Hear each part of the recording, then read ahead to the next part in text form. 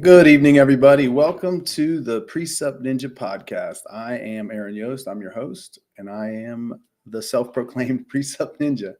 Um, Welcome to my first live stream. I've been meaning to actually start this for a minute. I have messed around with doing live streams with different people, sometimes talking to atheists, sometimes talking to Christians. I was on a Conversations with Christians podcast recently. We've been doing a few podcasts. So, anyways, I was on his podcast and someone actually stumbled upon a clip of something I said, and they made a response video to it. So I thought this is the perfect opportunity. Someone's actually called me the Presup Ninja, which, by the way, was probably the most exciting part.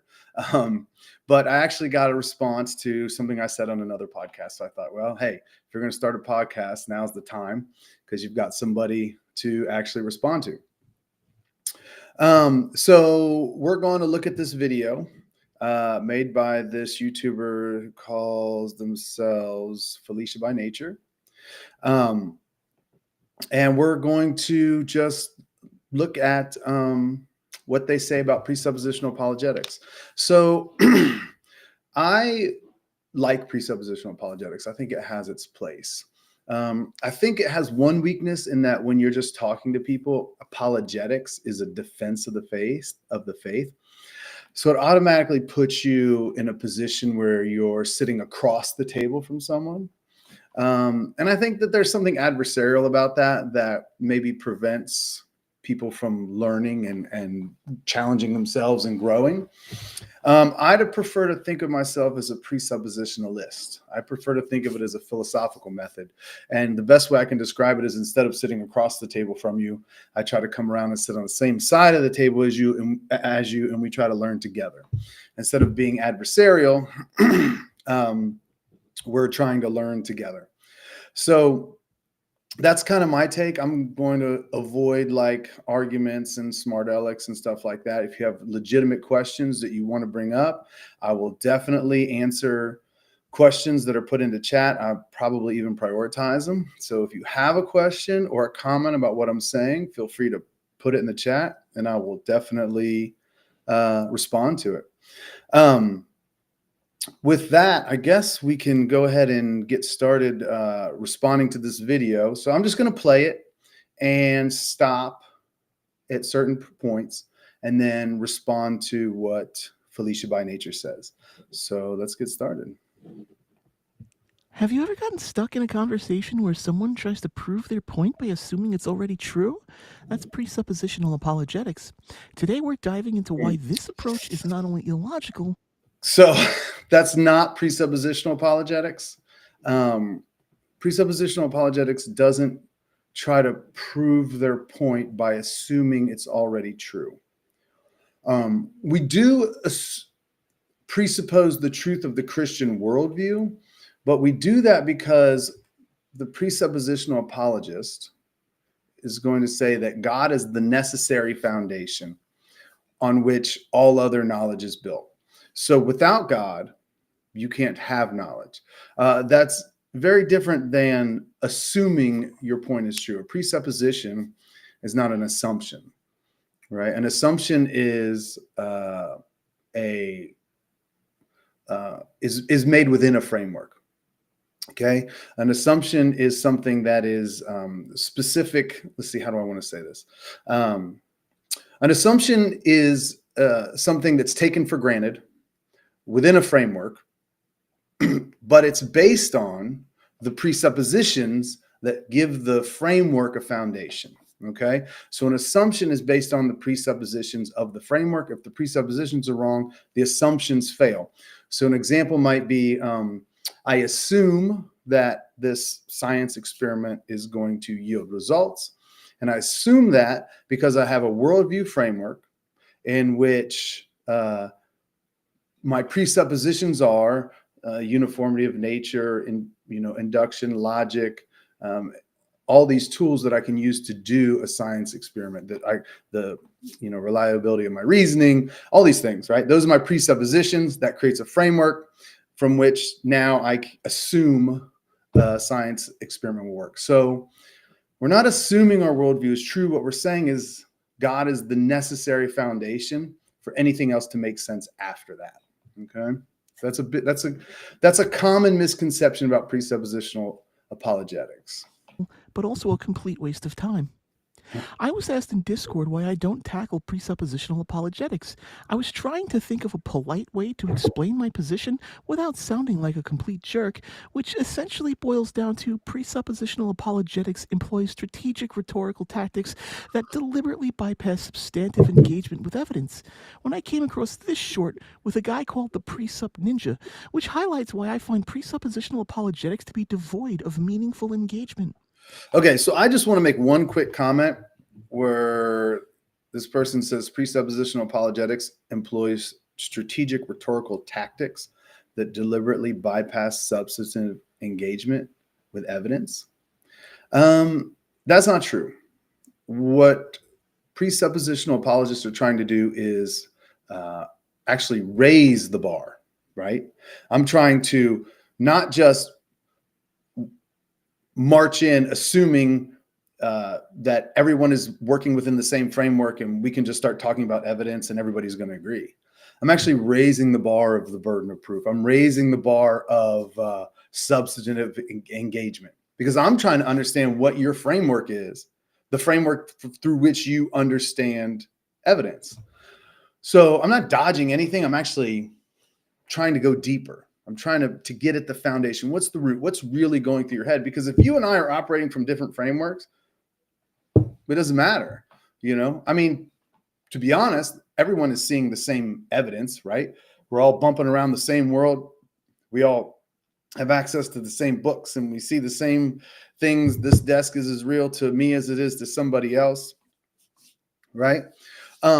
So the question is, why does one person see something as evidence for A and the other person see it as evidence for B? A very easy, low-hanging fruit example of this is an atheist says there's no evidence for God. I say everything is evidence for God. I don't know how you don't see God in the world, right? We're both looking at the exact same world. One saying there's no evidence, the other saying there is evidence everywhere. Well, the only way we're going to find common ground is if we look at our frameworks, if we look at our worldview. And that's what presuppositional apologetics is. It's a worldview analysis. Okay. It's not a syllogism. It's not a quick argument. It's not something that someone can just say, you know, give me one sentence and then let's talk about that one sentence. It's a comparative discussion between two people. That's why I love it, because it's not premise, conclusion. It's let's sit down and let's look at our worldviews and let's see which one can give us the foundations for something like a substantive engagement with evidence, right? So I think it's very important, and I try to be, you know, conversational with it, and I try not to argue. I want to learn together. I don't want to win an argument. Winning an argument is a stupid goal. That's a dumb goal. A good goal is to learn, challenge yourself, challenge other people, try to grow. So apparently Felicia by Nature came across this clip. So let's look at the short clip. For those of you who are unfamiliar, presuppositional apologetics is a branch of Christian apologetics which argues that the truth of the Christian God's existence is the necessary foundation for logic, reason, and evidence. Essentially, they claim that without first assuming their God, you cannot meaningfully justify any rational standards. I will say this, that's a pretty good explanation of presuppositional apologetics. That's not bad. We believe that God is the necessary foundation for logic, reason, and evidence to have meaning. And it's not without, here's the thing though, it's not first assuming their God. It is that the Christian God is the necessary precondition.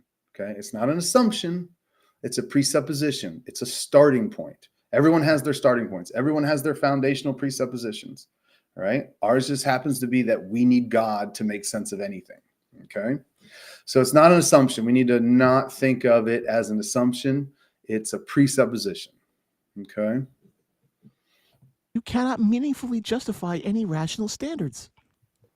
It's because when you say, give me evidence, I'm going to ask you about the nature of evidence. And you're not going to be able to answer the question because you're just going to appeal to things that you think are obvious and self-evident. I'm not going to grant you that they're self-evident. I'm going to press you on them. And I'm going to ask you, what does evidence mean in the absence of God? What does evidence mean in your worldview? Why do we trust evidence in your worldview, right? So yeah, in that case, presuppositionalism won't work on you because you'll never engage it. Ultimately, the problem with presuppositional apologetics is that it relies heavily on rhetorical tricks rather than any substantive arguments. To break down these rhetorical tactics clearly, let me highlight the specific issues that were present in Presup Ninja's YouTube short step by step. First, Okay, so real quick, I don't understand I wish this person would point out the rhetorical trick that I used. When someone says, give me evidence for XYZ, why? And I ask the question, okay, tell me about the nature of evidence. Tell me how you understand evidence in your worldview framework. Why is that a rhetorical trick? How is that not just a good, honest follow-up question, right?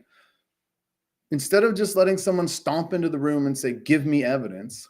Okay, Mr. Atheist, tell me about evidence first. Tell me about your framework. Tell me what it means to interpret evidence. Tell me what it means for you, for evidence to prove something. What does it mean for something to be proved? What about, tell me about the logic you're using to evaluate evidence. Because if I have a different standard than you, it doesn't matter what the evidence is. It just doesn't matter. We're just throwing rocks at each other, right? From within our respective worldview frameworks, but we're not actually going anywhere because we don't understand each other yet. So I don't know. That doesn't seem like a trick. Give me evidence. Oh, okay. Tell me what you think about evidence. Doesn't seem like a trick, right? issues that were present in Presup Ninja's YouTube short step by step. First, and this is a foundational aspect of presuppositionalism, is dodging the burden of proof. When confronted with a demand for evidence, the Presup Ninja and pretty much all other presuppositional apologists openly admits he will deflect your request by attacking the foundations of what evidence is. Yeah, I don't understand how that's avoiding the burden of proof. I'm actually raising the bar.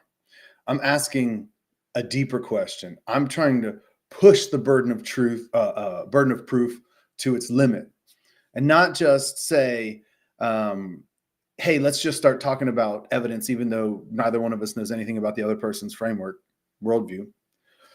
I'm trying to understand the worldview, the presuppositions that you're starting with when you start to talk about evidence, right? So I think that's a perfectly valid question. And I think I'm actually raising the bar.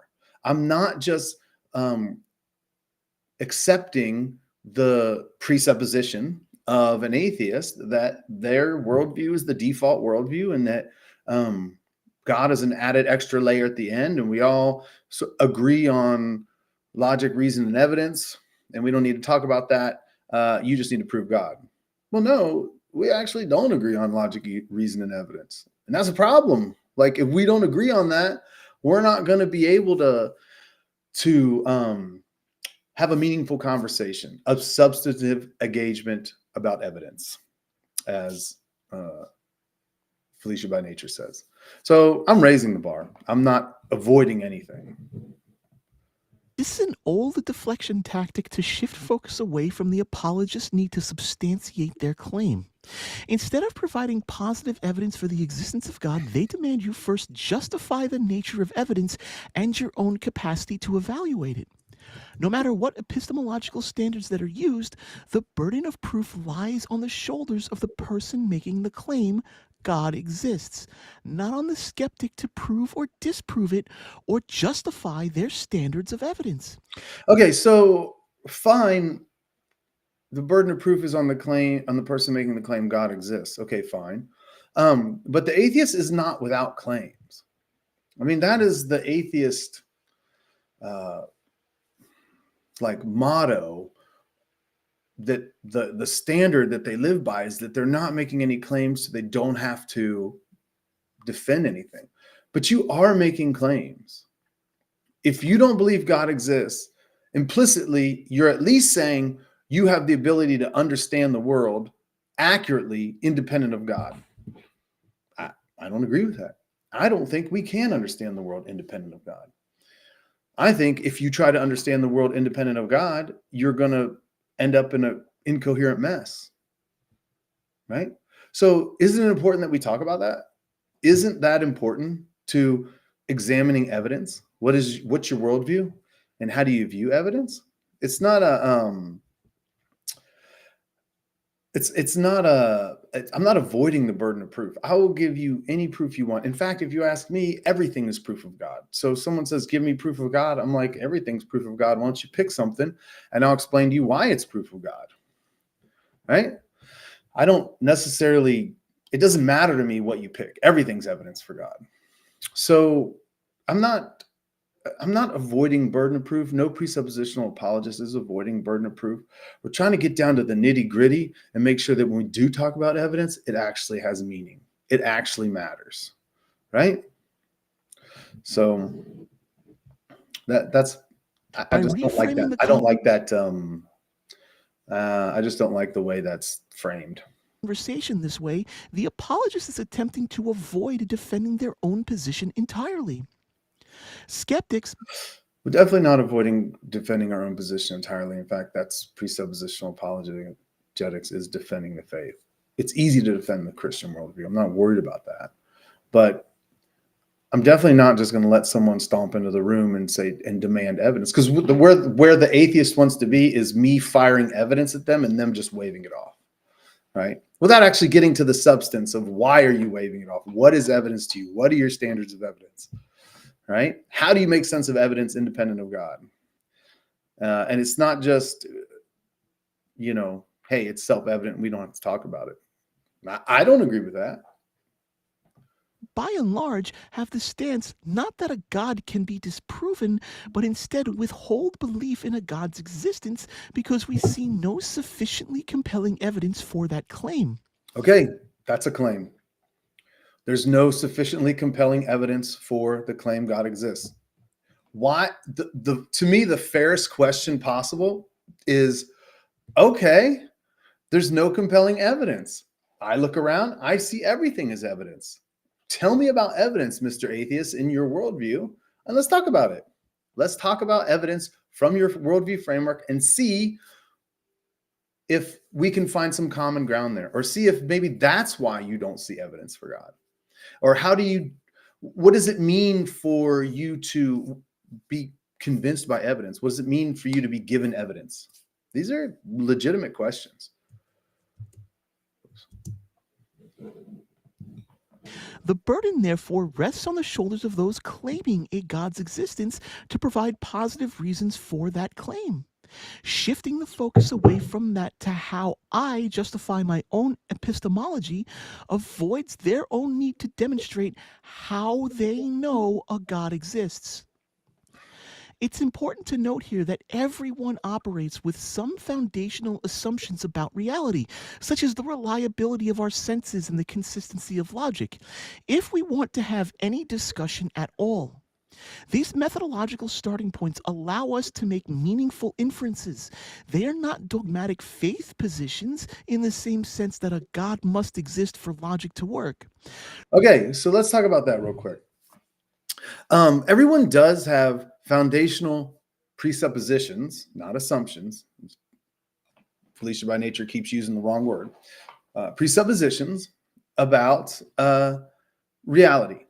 Okay. Reliability of our senses, the consistency of logic, the nature of evidence. I don't understand why it's taboo to ask about those things, to ask what your foundational presuppositions are. Because the thing is, we don't all have the same foundational presuppositions, right? In fact, they're very different. This person thinks they can understand the world independent of God. I don't think we can. That's a huge difference, right? We're not going to approach evidence the same way. So it's not a rhetorical trick to ask what that means.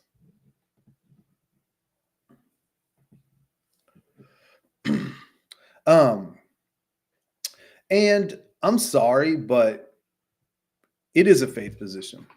If you just enter a conversation and say logic, reason, and evidence are self-evident, and I don't have to justify that. I would love to be able to argue like that. I would love to be able to just walk into the room and go, God is self-evident. Everybody knows he exists, and I don't have to justify that. Right? That doesn't make any sense. Of course you have to justify that. Of course you need to explain what you mean by these things. Rather, they are practical, testable, and broadly shared premises that are useful for navigating and explaining the world. Let's look at that. Okay, so Christianity, religion, we'll just say religion, is very practical. Actually, we'll say Christianity. Christianity is very practical, right? The teachings of Jesus, teaching us to love one another and forgive our enemies, and teaching us how to have relationship with one another in a proper way. The laws, standards of evidence, eyewitness test or standards of testimony in courts. There's a lot of practical uses to the Bible, and it's broadly shared. Christianity is the largest religion in the world. It is broadly shared. And so is that a good standard for what's true? If it's practical and a broadly shared premise? Well, I mean, you would say no in relationship to Christianity. So why should I just accept that in relationship to your assertion that reliability of our senses and consistency of logic is just an assumption that I got to roll with because you said it?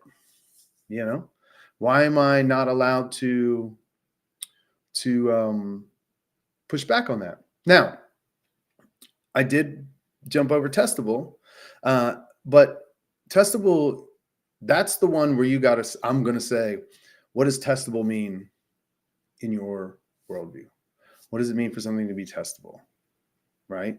Why do you expect to be able to test something and expect the same outcome later, right? I mean, that's what testable is about. Testable is about running the same test over and over again and getting consistent results so that I can make predictions about the future, right? That's what he means by testable. So I would push there and say, well, what does that mean? What does it mean for something to be testable? How do you ground induction? Why do you expect the future to be like the past? Has it always been like the past? You know that?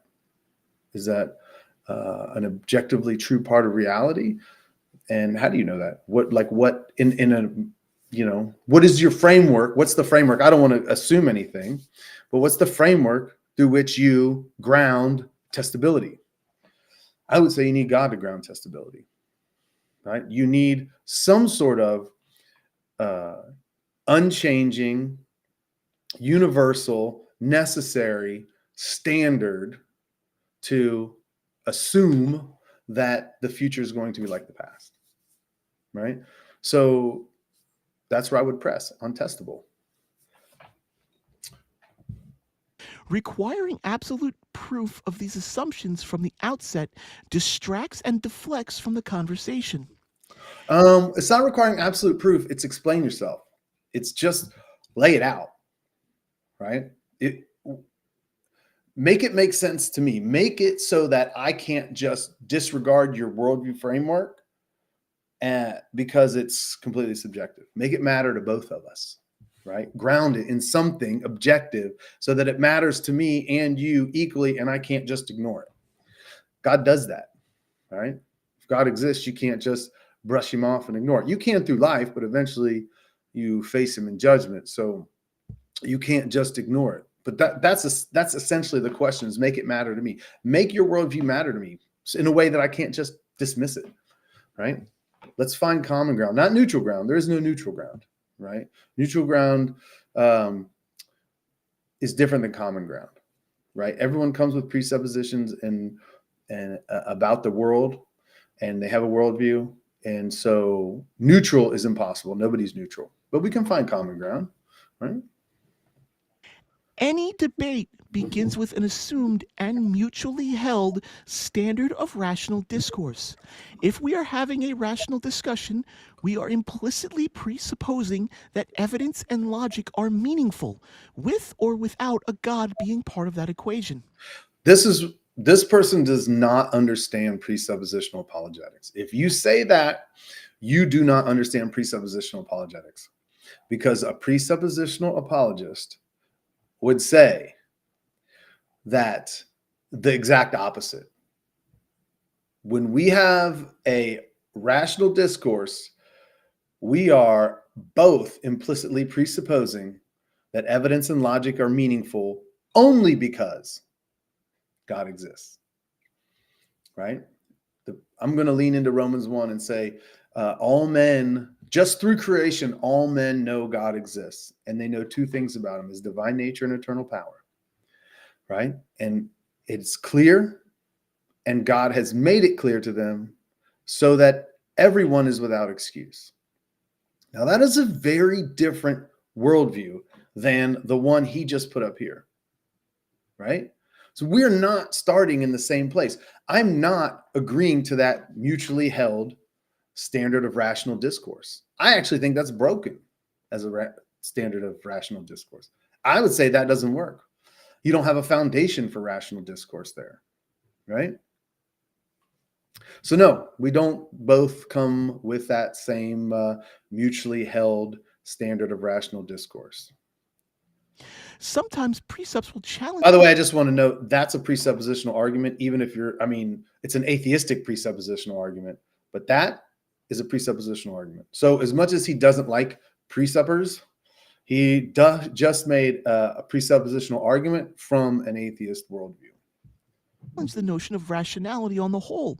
If they do, then they cannot use rational argumentation to prove God's existence without undermining their own position. An important point that many atheists who debate presups seem to miss. Darth Dawkins is often guilty of this and will often rely on muting his interlocutor instead of addressing these concerns. No, we're never challenging the notion of rationality as a whole. We're challenging the notion of rationality from the atheist worldview. What does it mean to be rational in the atheist worldview? Does it mean that you are the result of unguided natural processes that accidentally or purposelessly ended up with you being this particular arrangement of atoms who, when they receive an external stimulus, a chemical reaction happens up in their brain and it puts out a specific response that is rationality? Is that what you mean? Is that what it means for each person? In which case, is rationality just a subjective thing? Why, Mr. Atheist, in your worldview, given your worldview framework, is your rationality more valid than mine? We both came from the same natural processes. I don't want to say evolution because I don't know what this person believes, but at a minimum, we're going to come from the same natural processes. And those processes gave me my rationality, and they gave you your rationality. My reasoning says God exists. Your reasoning says God doesn't exist. Why, Mr. Atheist, in your worldview, is your reasoning more valid than mine? It seems like it's subjective. I think we should talk about that. That seems like a perfectly rational way to engage in a conversation to me. Additionally, the Presup claims of God being the necessary precondition for reason itself requires support, not just rhetoric. This and attacking the epistemological underpinnings of what evidence is should be the subject of an entirely different philosophical debate. No, that's not true. Presuppositional apologists do provide evidence for this. What's he say? The claim that God, being the necessary precondition for reason itself, requires support. Presuppositional apologists would provide support for that. Probably the number one way is the transcendental argument. But not everything is proven through observable evidence. Like testable evidence, like in the world, doesn't always work. That's not how you prove everything. And believe it or not, you can prove something without using a science experiment, without touching it, without holding it, right? You can prove things using logic. And that's what the transcendental argument does. The transcendental argument for God is an argument that proves God's transcendental necessity, right? It's a deductive argument. It's perfectly valid. Kant made a living with transcendental arguments. It's perfectly legitimate. Now, you might not like it. There's a lot of people that don't like transcendental arguments. But the transcendental argument for God is one way you would support it. There are other ways a presuppositionalist might support that, support the existence of God through evidential arguments. But the main way a presuppositionalist or a presuppositional apologist will demonstrate God is the necessary precondition for reason itself is a transcendental argument.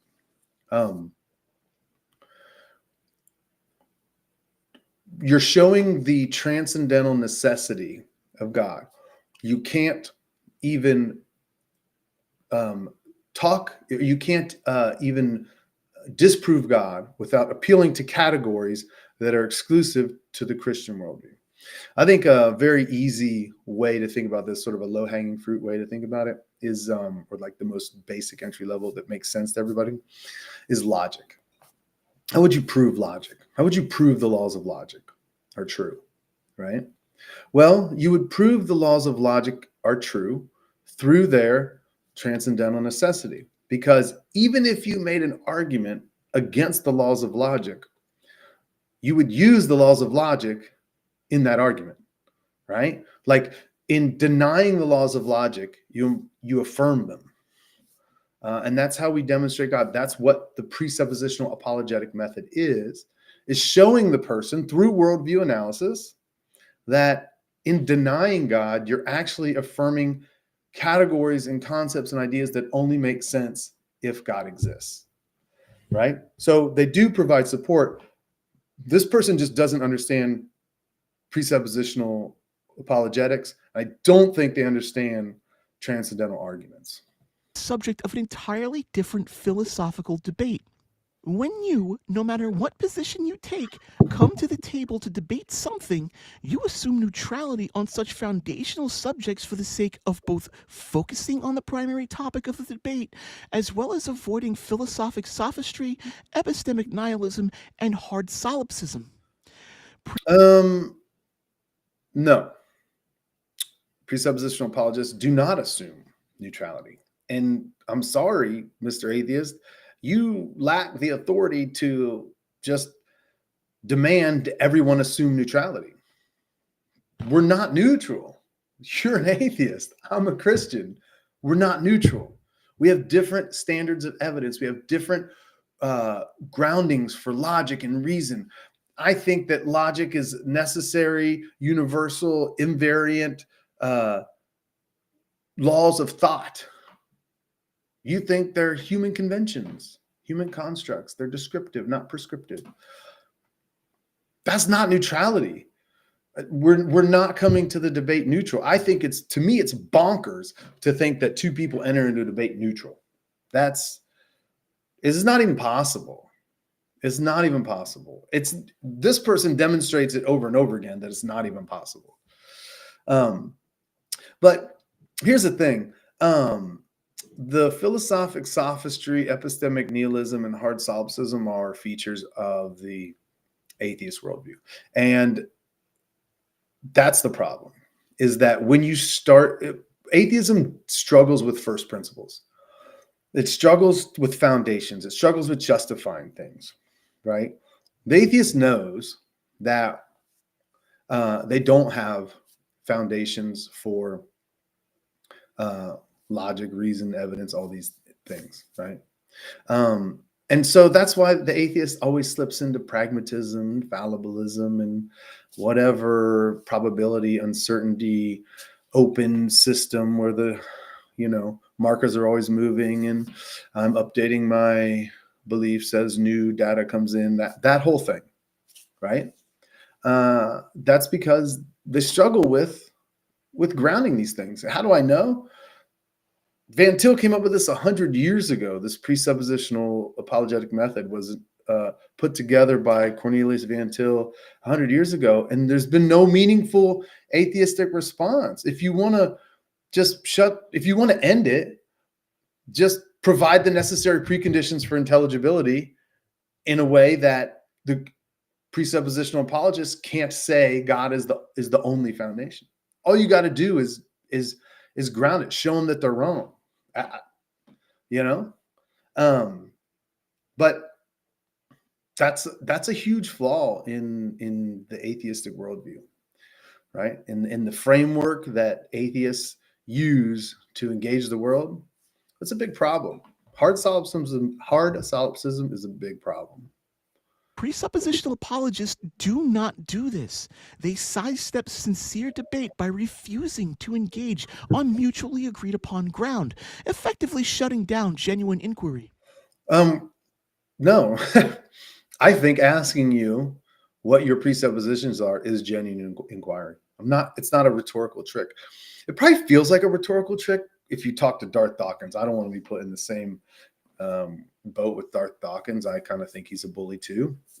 And I don't like his method. His method is to argue. I want to teach and learn and help someone grow. I want to grow myself. But there's no mutually agreed upon ground because you won't talk about your presuppositions.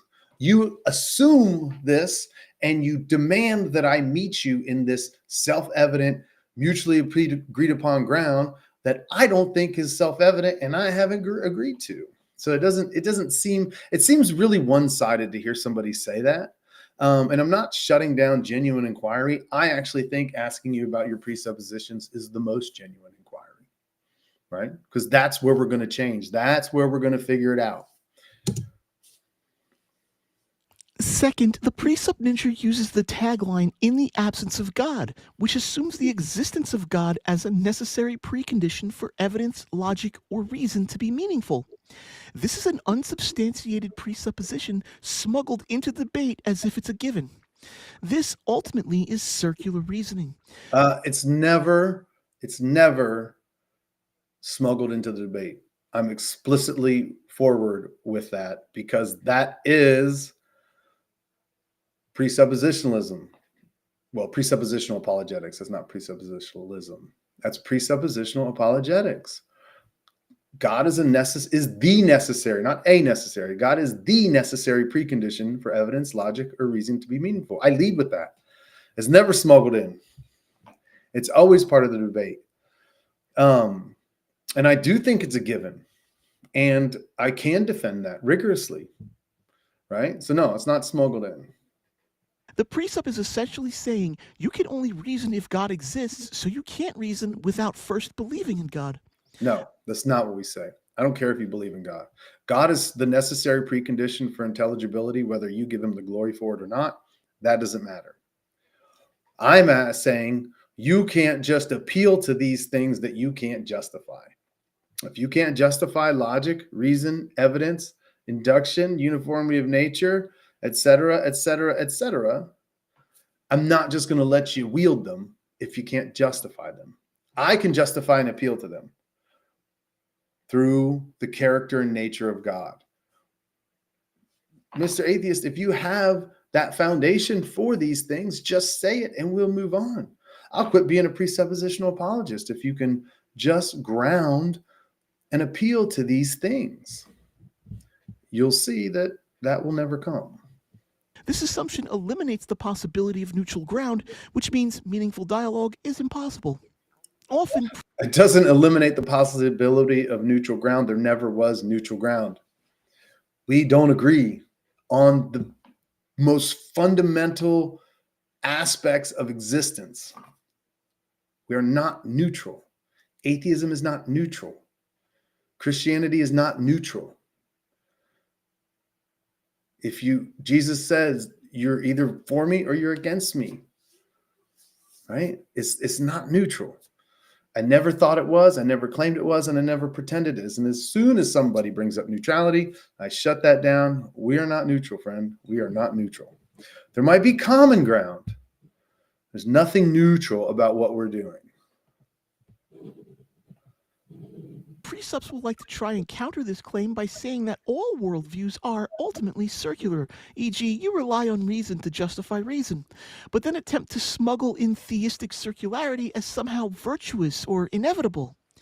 There is a crucial difference between methodological consistency, where we acknowledge certain baseline assumptions like reason generally works, and vicious circularity, where the conclusion, a God exists, is used as the premise. Methodological consistency states that we treat... This person misunderstands this. So there's two types of circularity. Well, a presuppositional apologist would say this. There's two types of circularity. There's vicious circularity, which is fallacious, circular reasoning. And there is virtuous circularity, virtuous circular reasoning. Okay. By necessity, as a feature of the system, atheists engage in vicious circular reasoning because you use your reasoning to justify your reasoning. In other words, you say, I reason about the world, right? I observe the world. The world makes sense. I make predictions, and that validates my reasoning. The problem is, after you evaluate the world and you make predictions, you evaluate those predictions with your reasoning. So at no time are you ever not in this loop where your reasoning is justifying itself, the self-referential loop. There's no external reference point, okay? So your reasoning becomes both logically first and chronologically first. You bump around the world, engaging the world, using your reasoning, that's chronologically. And then you say you understand the world, and that allows you to make a prediction, and then the prediction validates or verifies your original reasoning. And so you say, oh, well, my reasoning works because I observed the world and it acted the way I thought it would, right? But then your reasoning is also logically first. So it's chronologically first and it's logically first. You start with it by bumping around the world, but it's also the foundation for which that you use to evaluate the world. The Christian and presuppositional apologists would say that their reasoning within the Christian worldview, reasoning is virtuous, a virtuous circle. The difference is God comes logically first, and my ability to reason only comes chronologically first. Okay, so God is the necessary precondition that gives my reason, that validates my reason, or grounds my reason, so that I can know that when I go into the world and I get results, the reason I can trust them is not because I reason about them. It's because God gave me reasoning as a tool to know him. And so now I have a foundation to trust that my senses, that my ability to reason is trustworthy, because God gave it to me to know him. So if I'm going to know him, it has to be trustworthy. So now I can trust that when I go into the world and I get results and I make predictions, that I can trust that what I'm seeing is true because God is logically first. He's the foundation. And my reasoning is only chronologically first, becomes logically second. So it's different. It's not the same. Where the conclusion, a God exists, is used as the premise. No. Okay, so it's not an argument. There's a difference between circular reasoning and a circular argument. God exists is not the premise of some argument we're making, right? He's the foundation. He's the starting point that gives an argument, a premise, meaning. So we're not to use God as a premise. God exists as a premise. And an argument wouldn't prove anything because God is the foundation that gives premises meaning, right? See, it's a total shift in the way you're thinking. Methodological consistency states that we treat certain features of reality, such as reason, evidence, the external world, etc., as provisionally valid, tested by their continued usefulness and predictive power. It does not immediately assume the existence of a supernatural being that confirms everything. Well, I don't necessarily agree with his methodological consistency. How do I want to say this? I don't agree with the assumption or the presupposition that reason, evidence, and the external world are provisionally valid and tested by their continued usefulness and predictive power, and that is a justification, that's a grounding. There are a lot of things. Well, I would say that Christianity is provisionally valid, tested by its usefulness and its predictive power. So it's right. I would say that about Christianity. Are you going to accept that? No. Again, you don't just get to stomp into the room and say this. I'm going to press you on that. I want to know more about that. Tell me more about that. What does it mean for something to be provisionally valid in an atheistic worldview? Right? Why is usefulness a marker of truth? What does it mean for something to be tested? What does it mean to predict something? If you're going to hold me to these standards, it's a fair question for me to say, well, tell me more about that. Let's learn about that. I want to know what grounds that. Why should we think that? Make that matter to me.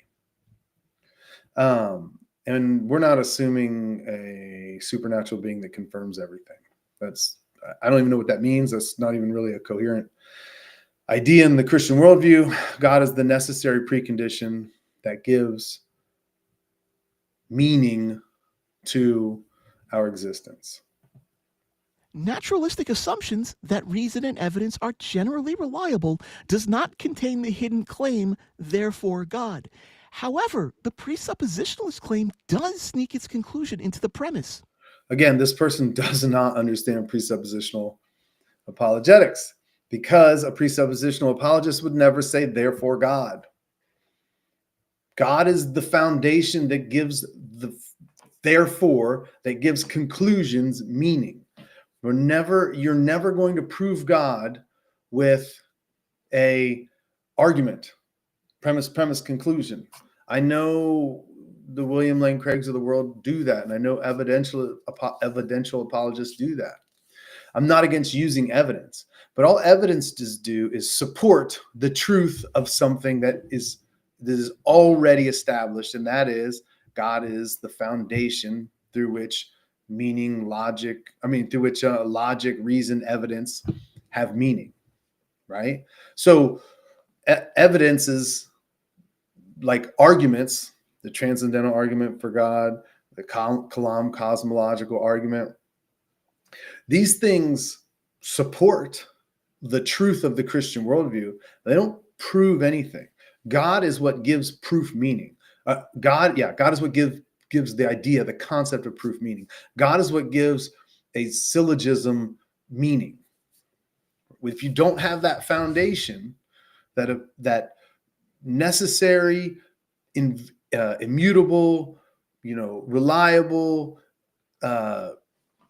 foundation that is God, is the triune God of the Bible, the triune God of the Bible, then you don't have the foundation to talk about reason and evidence.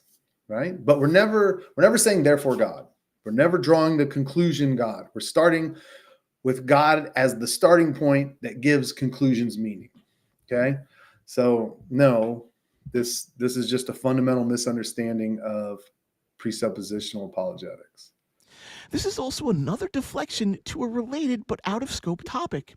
Since the subject of the conversation is does God exist and not can evidence, logic, and reason exist without a God? Yes, you can presuppose the existence of God because you believe that evidence, logic, and reason cannot exist without one, but that doesn't mean evidence, logic, and reason are proof of the existence of a God. They're not proof of the existence of a God. They are support the already established truth that God is the foundation upon which these things are built, right? So there's a presupposition happening here, right? This person believes that they can reason and use evidence and appeal to logic in a naturalistic framework. Explain that, I think, is a perfectly valid question. What does that mean is a perfectly valid question. I don't think you can. In fact, I would say the reason that you and I, Mr. Atheist, are both able to use logic and appeal to evidence and trust our reasoning and the reliability of our senses and know that tomorrow's going to be like today is precisely because your worldview is false. It's precisely because the Christian worldview is true that these things have meaning. You're just denying it, right? So no, we're not thinking about this the same way, right? He says, oh, yeah, so no, they're not evidences for God or proofs for God, because we're never trying to prove God exists. You can't prove God exists in the evidential, throw me evidence way, right? God is the necessary starting point that gives evidence meaning. So even if I gave you a science experiment that proved God existed, it wouldn't prove God existed because it would be necessarily self-referential, because my science experiment proved God, but God is the foundation that gives my science experiment meaning, right? So it wouldn't really prove anything. We're never trying to prove God. God is the necessary precondition that gives proof meaning. It's a nuanced difference, but again, the Presup is redirecting the conversation to a different philosophical debate in an attempt to deflect his burden of proof. Third, statements like "you're not going to be able to answer this question" is a preemptive dismissal of a position which undermines the dialogue before it even begins. It's a setup to claim victory regardless of the outcome of the actual debate. This is a grade school level debate killing tactic. Instead of attempting to foster honest, constructive exchange of ideas, the Presup asserts that the opponent's position is invalid or incoherent from the outset, killing genuine engagement and making the entire conversation utterly pointless. Imagine if, instead of debating the biases in AI or risk versus CISC, a computer scientist came to a debate and declared, "It doesn't matter if you argue that microkernels are superior, you're wrong and my monolithic kernel is best." That's literally presuppositionalism. Well, that's literally not presuppositional. That's literally your misunderstanding of presuppositionalism. But just the only thing I'm going to say about this is when I said that you're not going to be able to answer my question, that wasn't a preemptive dismissal of anything. That was based on experience. It's based on hundreds of conversations with atheists who are never able to answer the question. And it's just a feature of atheism. Atheism doesn't do well with first principles. It just doesn't, right? You don't have these necessary foundations. You live in a world that is based on probabilities and uncertainties and assertions, and it's an open worldview where things are constantly changing, and logic is a human construct, and you just don't have the foundations for knowledge. You don't. And that's why I know you're not going to be able to answer the question. Because if you could, you would have, right? It's 2025. These presuppositional apologetics, these arguments are 100 years old. They're all over the place.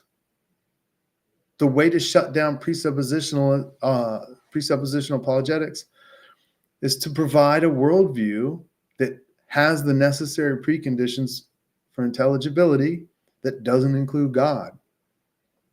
You haven't done it. That's how I know you're not going to do it. It's not rocket science. Fourth, insisting that nothing is self-evident or obvious in the non-God worldview is the attempt to force an infinite regression into the atheist's position. If every piece of evidence must be justified by another, you end up in an endless loop without ever reaching a conclusion, which the Presup then plans to use his yes God worldview to claim an answer to. For example, he'll claim the atheist worldview must be incoherent, while his is coherent because his worldview stops the infinite regress out of God. The problem is that stopping at a God does not actually solve the problem unless they can demonstrate that God is the best stopping point, which they often don't or can't do. Okay, so I'm not forcing you into infinite regress. Infinite regress is a feature of your worldview. It's a feature of the framework within which you work, right? Infinite regress, it's just part of it. And you know that. And that's why atheists typically fall into pragmatism or just pick arbitrary axioms and say, I'm starting with these axioms and I don't know if they're true. I don't care. They seem to be useful. And so I'm gonna use them. That's why, right?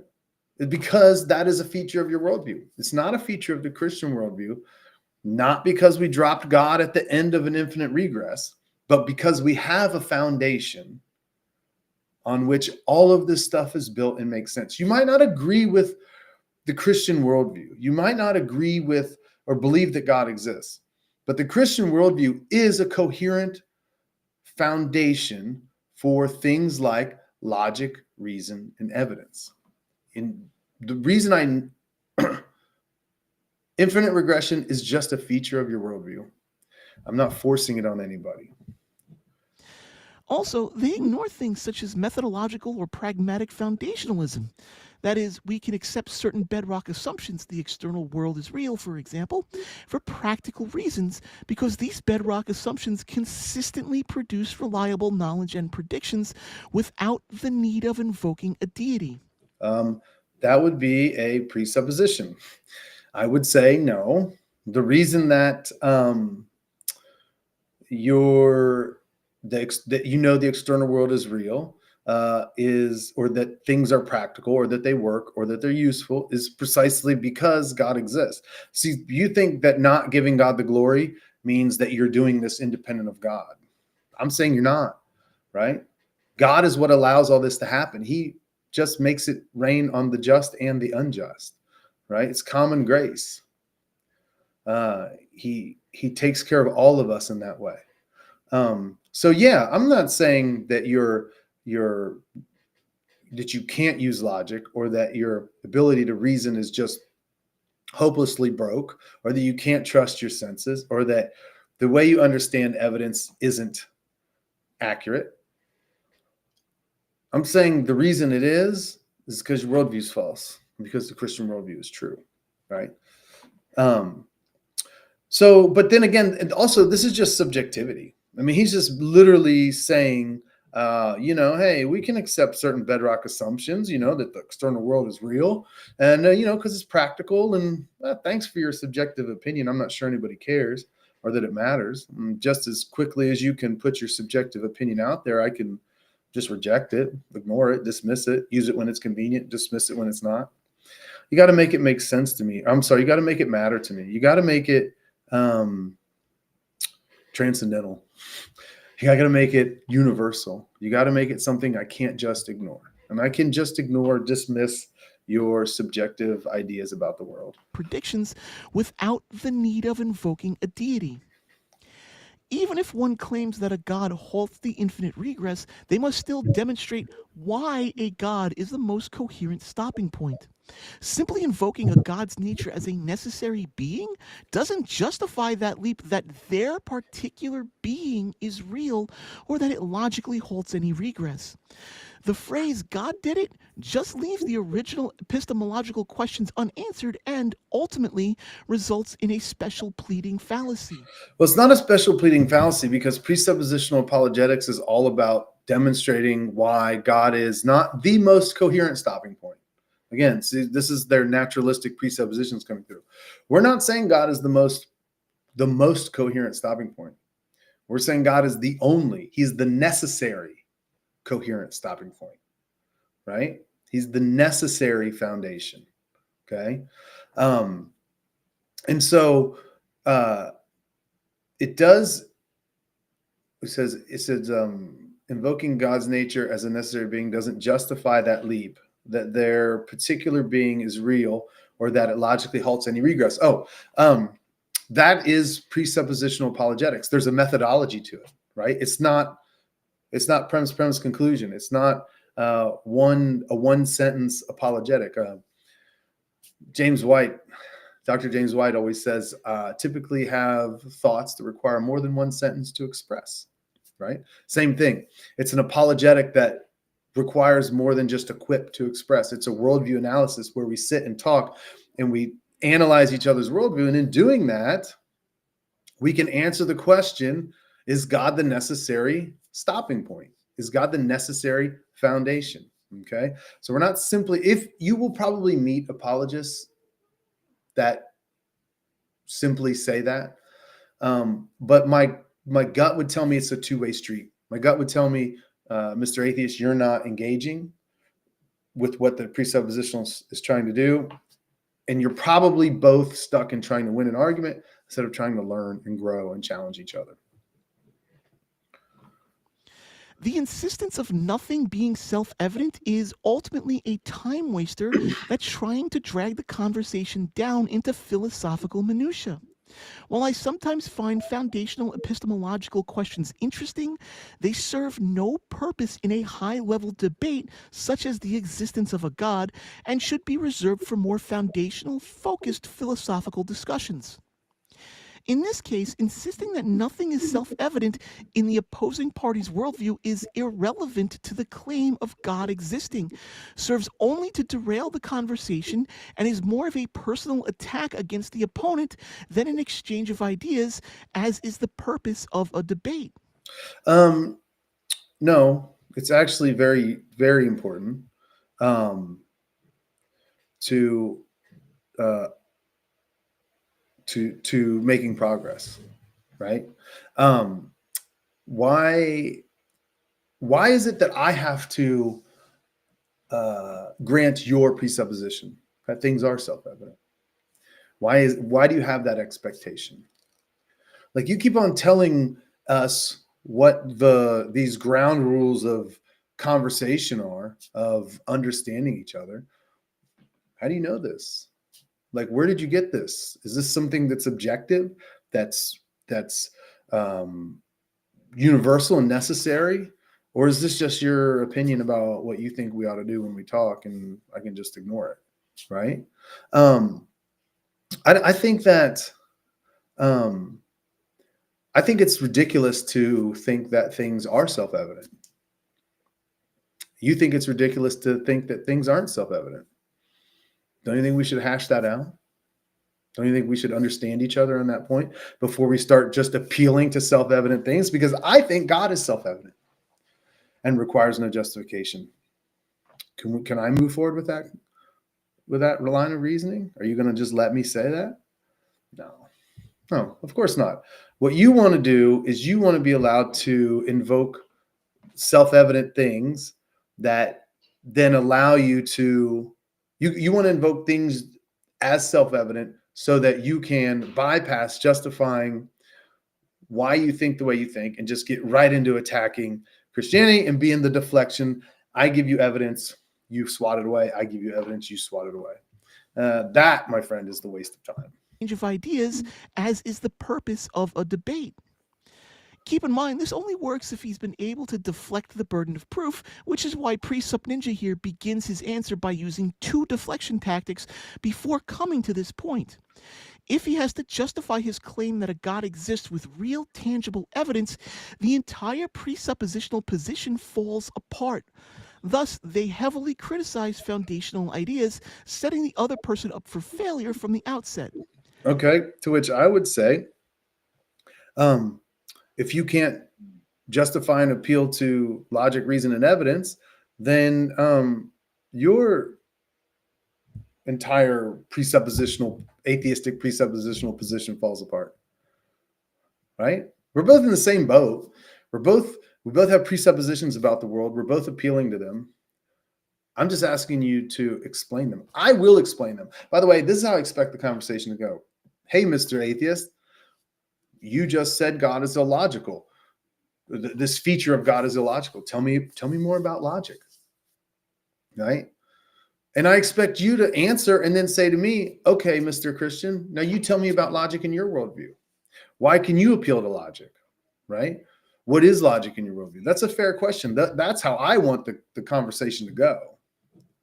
That's not an honest debate.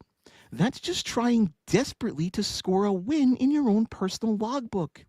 Although it may seem to the theist that in my videos I'm attacking their position, I'm more interested in the intellectual thought process of constructing the replies that I do, rather than winning anything.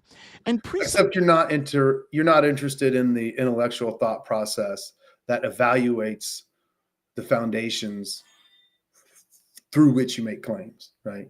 You're only interested in the intellectual thought processes that support you and your worldview. Because let's be true, let's be honest. If their presuppositional apologetics favored the atheist worldview, if pushing Christians to ground appeals to logic, evidence, and reason, if that helped you, you'd never stop talking about it. Don't pretend to take some kind of moral high ground here in the debate world. Bro, if atheism was better at presuppositional conversations, guys would be just bombing Christians with it. But you're not. It's bad for you. You struggle with first principles because of the nature of your system. The funny thing is, you guys always just criticize presuppositional apologetics, and you never if I just could have one wish for Christmas, it'd be that you turn this skeptical eye inward at your own worldview and ask why you believe what you believe, and if it makes sense to believe it. Right? And that's really what presuppositional apologetics is about. It's about revealing the inconsistencies, the anomalies, the problems in your worldview, pulling those out, getting them on the surface, hoping that you see them and go, wow, dang, my worldview doesn't make sense. Maybe I should think about a different worldview. Maybe I should abandon this, right? Instead of just saying, well, you're just trying to hit me with a rhetorical tactic. No, I want to peel the layers back, and I want to get you to see that you need God, not because I score a win, maybe a win for God and that another person goes to heaven, but I just want you to know the peace that you can have with God through his son, Jesus Christ. So I want to peel these layers back so that you understand the problems with your worldview and hopefully eventually realize that the rational thing to do is to abandon atheism. Presuppositional apologetics doesn't offer me the opportunity to continue down that path of interlocution. Finally, presuppositional apologetics isn't designed to find common ground or explore ideas. Its sole purpose... That's actually exactly what I'm trying to do. That's exactly what I'm trying to do, is find the common ground and explore ideas. You just, like they said, the video is called Presuppositional Lies, so it's not like this person's coming into this unbiased. They hate presuppositional apologetics and they won't even engage with it.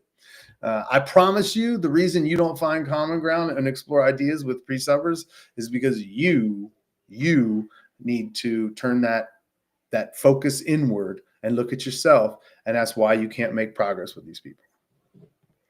Is to assert the apologist worldview as the only valid starting point for the discussion.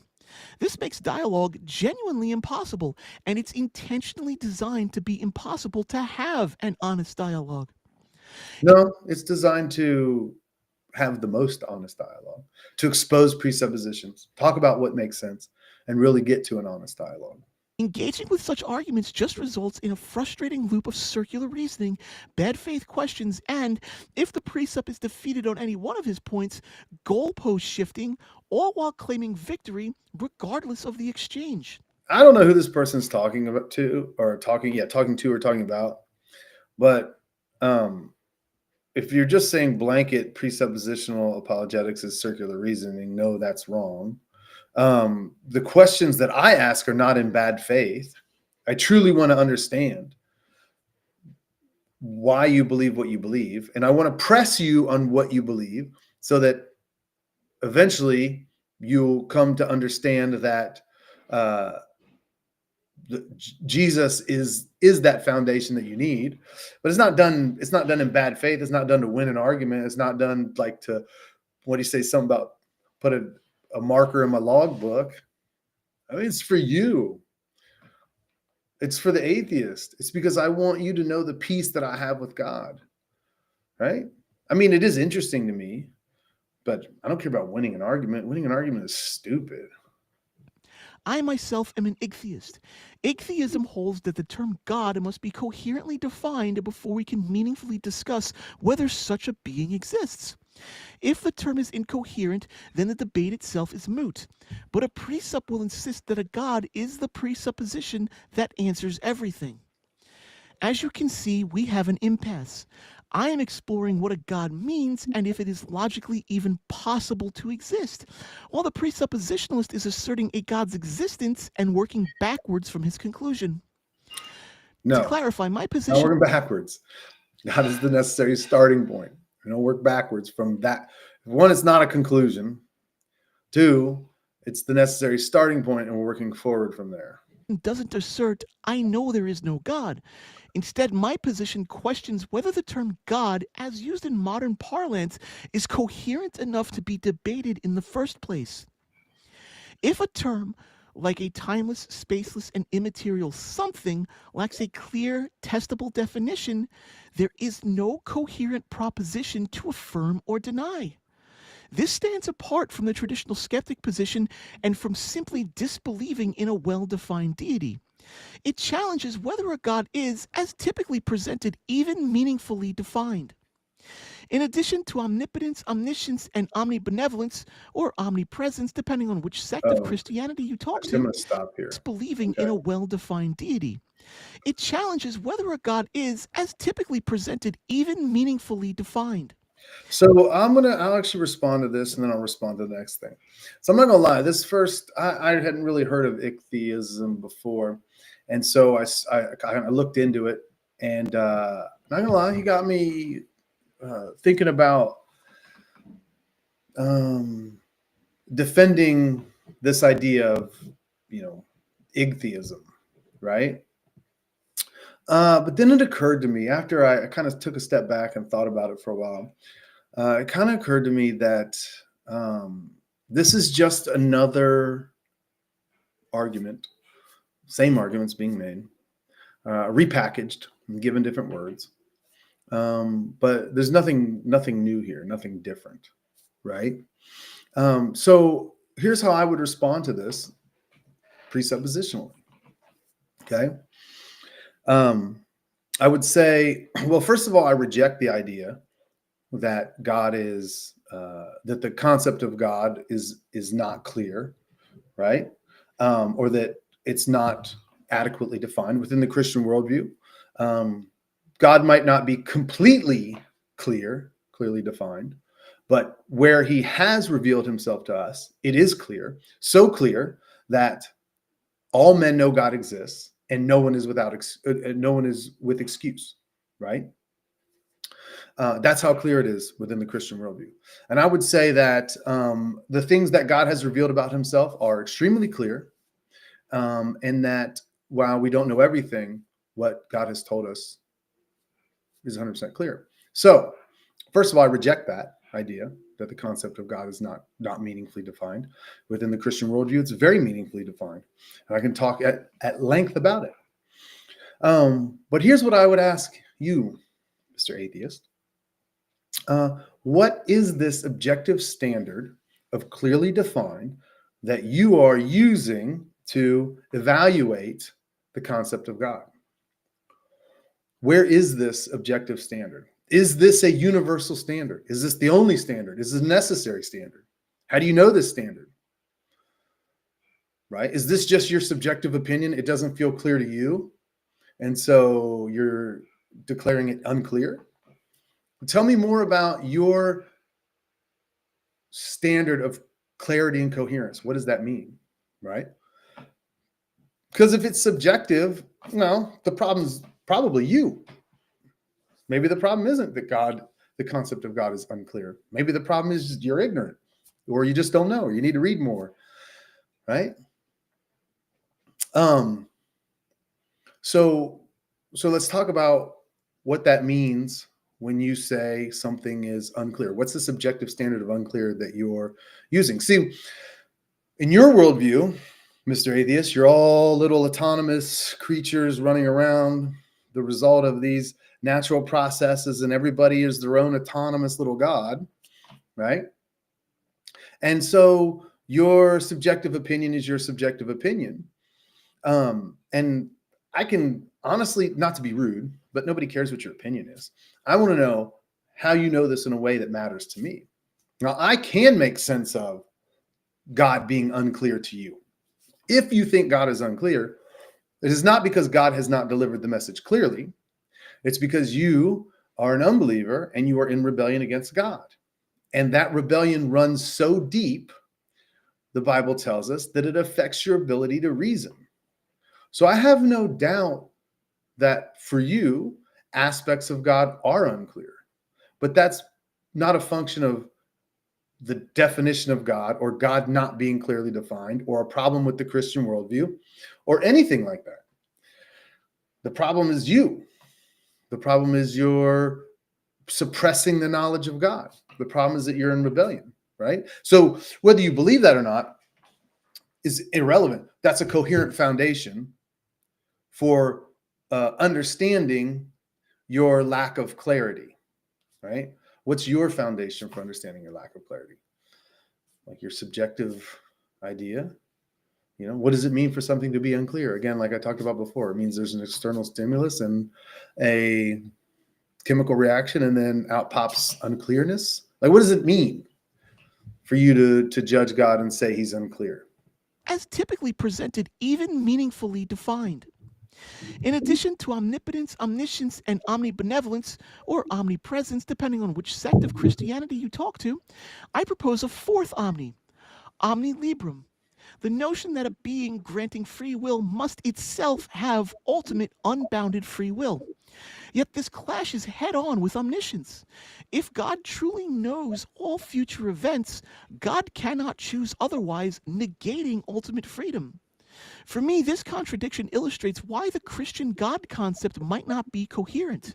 If two necessary attributes can't logically coexist, it casts doubt on whether the term God is meaningfully defined in the first place. This is a true dichotomy. You either know everything or the future is indeterminate. Okay, so now this one, I'll give him this. This is an attempt. The other one was an external critique. He said the concept of God isn't clear. Well, that's your subjective opinion. Within the Christian worldview, the concept of God is very clear. This is actually an attempt at an internal critique where he's trying to look at God the way he's defined, in the way the Christian God is defined, which I don't, yeah, he says Christianity, the way the Christian God is defined, and then say, hey, if you have omniscience, you can't have free will, right? Because you would know everything that you're going to do, so you would be bound to do what you already know you're going to do. So if I'm God and I'm walking down the street and I come to a fork in the road and I'm trying to decide whether to go left or go right, well, I already know everything, so I already know the future. So I know that I got to go right. So left isn't actually a choice, right? That's what he's saying. So I'll give him this. That's an attempt at an internal critique, but he fails because an internal critique is done very specifically. And what you have to do is assume the truth of the entire worldview that you're critiquing. From top to bottom, you assume, hey, everything you believe is true. And now let's look at what you believe and try to find an inconsistency here. Okay, so here's how I would answer this presuppositionally. Well, first of all, I reject your definition of free will. Okay, God does not have ultimate unbounded free will in the way you're demanding. We know this because God cannot lie. So he's not free to lie. He can't act contrary to his nature, right? That doesn't make sense. So he can't be illogical. He can't tempt, right? So there's many things that God can't do. So his free will is not unbounded. It's bounded by his nature. So his free will is an expression of his nature, right? They're perfectly in harmony, okay? So that's a misunderstanding about the free will within the Christian worldview, okay? He's not unbounded, ultimate and unbounded like that. Also, he imagines omniscience and free will as like two separate events, right? Happening at the same time or happening independently, right? I'm omniscient and I know the future, and then I'm walking through time and I'm making decisions. Well, that's not God. That's not the Christian understanding of God at all. So in the Christian understanding of God, his omniscience and his free will work together. They are they're inextricably interwoven, right? And God knows himself fully. The triune God, the Godhead, the triune Godhead knows itself fully, and God knows his will entirely. And so everything he does is consistent with his nature. His free will is an expression of that, and his omniscience is an expression of that, right? So they're not separate events happening over here. They're happening together. They're inextricably woven, right? So that's how Christians look at free will and omniscience, right? And within the Christian worldview, that's how omniscience and free will work together, okay? So we're just rejecting his unbounded free will is separate from omniscience thing, okay?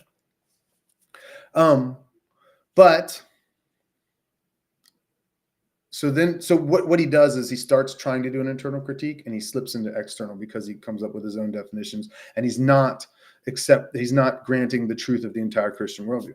So now we're going to respond and say, okay, well, we reject that because you're just wrong about Christianity and God's nature.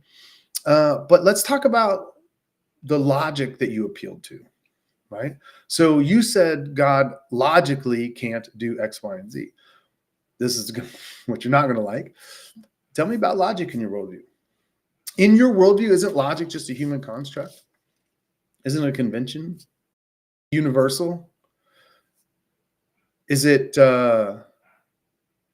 necessary? Right? Sorry, something disconnected there for a second. Is it universal? Is it necessary? Is it invariant? What is it? Is it immaterial? Tell me about logic. How do you ground logic? Right? And so I'm going to start pressing you on the very thing you're using to judge God. Oh, you're using logic to judge God. Let's talk about logic, right? We've already demonstrated that it's not illogical, but now let's talk about logic in your worldview. So that's how I would handle that. Both his atheist and this invented contradiction, right?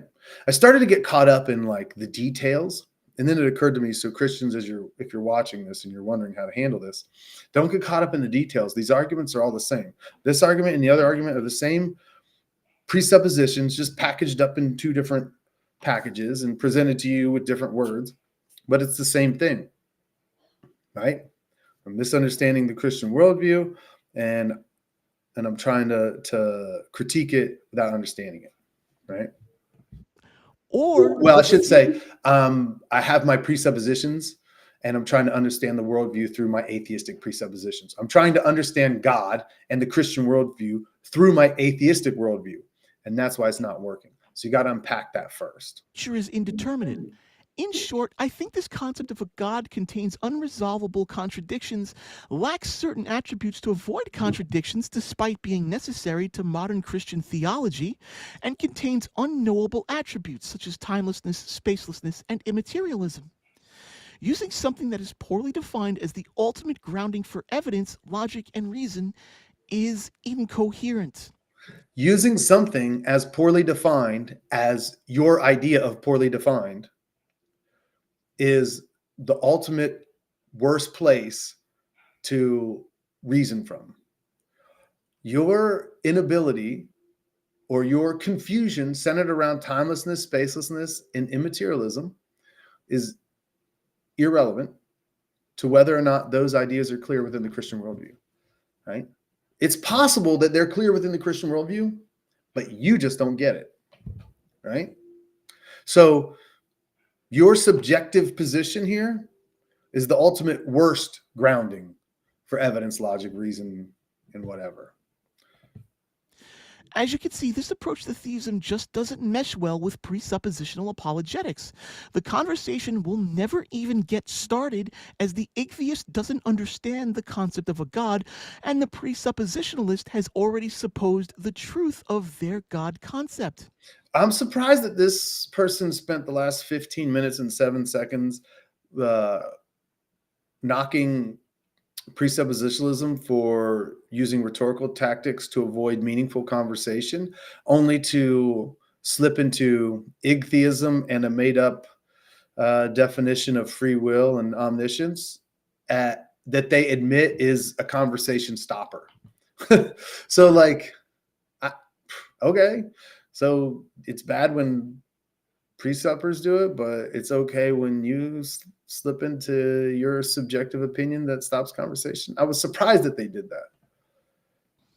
Now, asking baiting questions such as what evidence means in the absence of God assumes God's existence as a precondition for the evidence, which is a hidden and unjustified assertion. Assuming that you can understand evidence in the absence of God is a hidden, unjustified assertion, right? By the way, it's not unjustified. Presuppositional apologetics is all about justifying that presupposition that you need God to have a meaningful engagement with evidence, logic, and reason, right? So it's not unjustified. You don't get the justification. It's obvious. You don't understand presuppositional apologetics. You struggle with transcendental arguments. You struggle with internal critiques. So I get it. You're struggling with this whole concept. That's fine. You can just, can always learn more. But you got to understand you're doing the same thing, just you're the atheistic presuppositionalist. That's it. That's the only difference. You're just doing it from your naturalistic framework. I think evidence can and does exist without the existence of a God, as it's simply part of the natural world. I disagree with that. I think that evidence only makes sense in light of God. Don't you think we should talk about that? Do you think that is a rhetorical trick to say, time out? Why do you get to just stomp in here and say that? No. Let's talk about that first. That's not a rhetorical trick. Come on, man. Something we use to infer things with. Presuppositionalists like Presup Ninja, Darth Dawkins, P. Mars, and others sidestep this by asserting evidence is a theistic concept without addressing the deeper critique of whether the concept of God is even coherent. Okay, so your subjective opinion about whether the concept of God is even coherent is completely irrelevant. Like literally, I hope you should have your opinions. Nobody cares.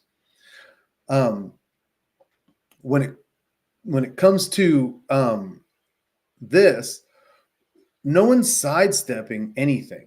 Okay, you think there's a way in which we can understand the world independent of God. The presuppositional apologist thinks that there isn't. Y'all should talk about that. That's like important. You guys should talk about that. you know? And he says, we don't assert that evidence is a theistic concept. We assert that evidence has no meaning without God. Again, what does evidence mean in your worldview? You want to shut the conversation down? Just answer that question, right? In a way that is transcendental, that matters to all of us equally, and we can't just avoid it or ignore it, right? I don't want to hear your subjective opinions about what you think evidence is. I want you to ground it in something that is meaningful for both of us, no matter what. In short, presuppositional apologetics avoids addressing its own burden of proof, dismisses the legitimacy of... I won't go through this whole conclusion because he just kind of repurposes the things he's already said. Again, we're not avoiding the burden of proof. I'm elevating it. I'm asking for more. You can't just appeal to things that you can't justify. That's the burden of proof you have. If you appeal to logic, you got to tell me, you got to justify logic. If you appeal to evidence, you got to justify evidence. You don't just get to reach out into the world, grab whatever you want, and I just have to live with it. No, right? I want conversation. I want you to understand. I want you to ask questions. I want to be in a situation where we're talking together and we're trying to explore and understand things, right? So it's not a waste of time. It's not a waste of intellectual energy. I actually think it's the most convincing or the most consistent way to think about God in like worldviews.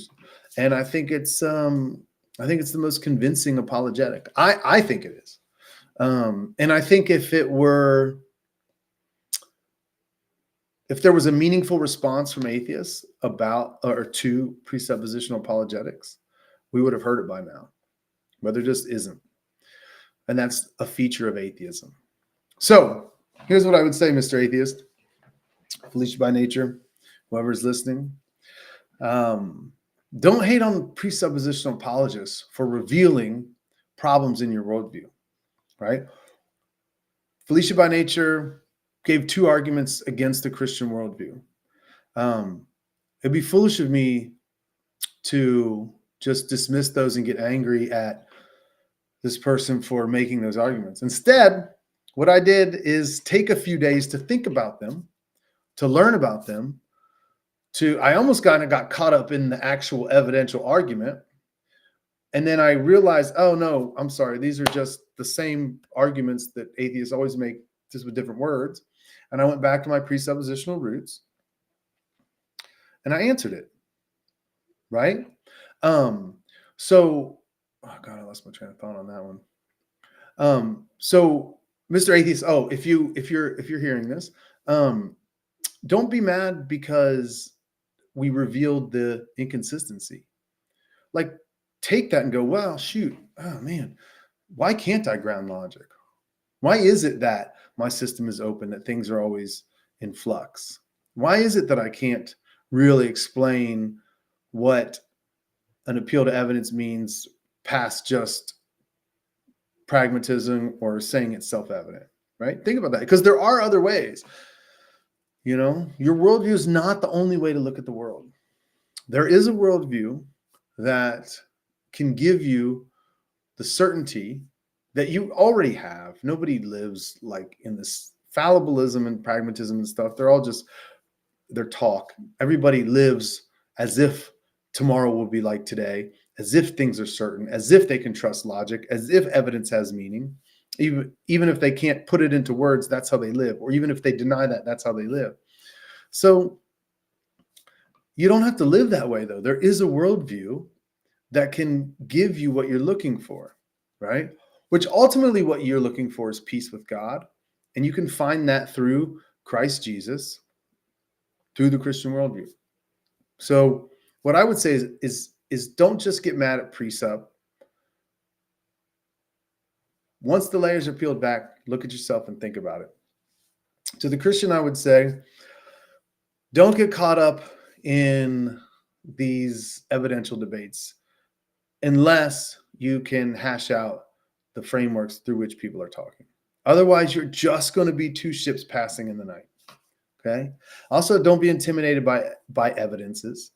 Everything is evidence for God, right? The the heavens declare the glory of God. God says through creation, all men know he exists. Science supports Christianity. Philosophy supports Christianity. Obviously, the Bible is true. If you just stand on the word of God, have confidence, and start with God as the necessary presupposition, he'll bless that. And you won't have problems answering critiques or arguments that sound complicated. So just trust in that. Anyways, thank you if you've made it this far. Thank you for watching my first live stream. I hope to do more of these. It's Presup Ninja on every platform that you can follow me on. So basically what you'll see there is going forward is cuts from these videos, and then other whatever. I'll probably respond to, Instagram atheism. I don't know. Instagram atheism is so shallow. Like the things people say on there are so base level and shallow that I can hardly, I don't think it's even worth it. I'm like, if this is your theology, it's no wonder you're not a Christian, because you just off in la la land. But anyways, if you like this, subscribe, follow. If you follow me on these other things, I want to produce content, and I'm going to compete. I'm going to get into a rhythm of doing this a couple of times a week, and hopefully I'll get better. I'm sure I got lost a little bit sometimes here and stumbled over my words. So this is my first one though. And so I'm excited to do this. Thank you for anyone who watched it. If you leave a comment on the video, if you didn't watch it live and you leave a comment, I'm very good at responding to comments. I actually really enjoy it. I won't argue with someone who's just being a knucklehead, but if you have thoughtful questions or things you say, I'll get on there and respond. I'm very active in responding. So again, thank you.